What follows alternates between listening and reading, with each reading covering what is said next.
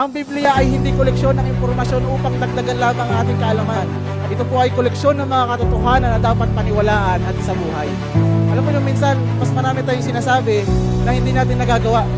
While the knowledge of Scripture is very important matter, but what matter the most is how much you obey. It's not how much Scripture you know, it's how much Scripture you live. Sa Colossians chapter 1, makita natin, doctrinal po yan, pero sa Colossians chapter 3 hanggang yung binasa natin, practical po yan. Balance po si Apostol Pablo.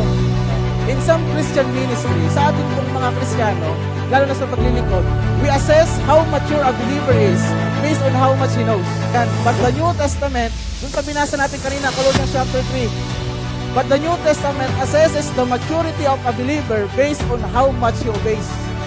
Opo, kung paano ka sumunod. Think about every sermon. Ilang sermon na ang napakinggan mo? Ilang sermon na napakinggan mo patungkol sa kabanalan, patungkol sa pagbibigay, patungkol sa pagmamahal, patungkol sa pagkilos. Ilang sermon na po yan? Ilang Bible study and Bible passages you have heard or read? That's knowledge, mga kapatid.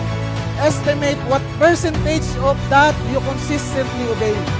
Kung marami ka nang napakinggan ng mga sermon, ilang taon ka na bang Kristiyano? At isipin mo kung ilang porsyento yung lahat ng nasusunod mo. It can be a bit embarrassing. You may say, I consistently obey about 30% of all I know. Nakakalungkot po yung mga kapatid.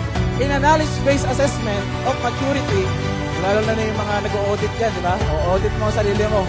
We can be comfortable disobeying 70% of all we know.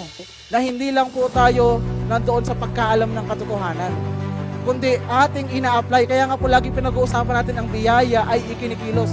Ang biyaya na nagligtas sa atin ay biyaya na magpapakilos sa atin sa gawain ng Panginoon.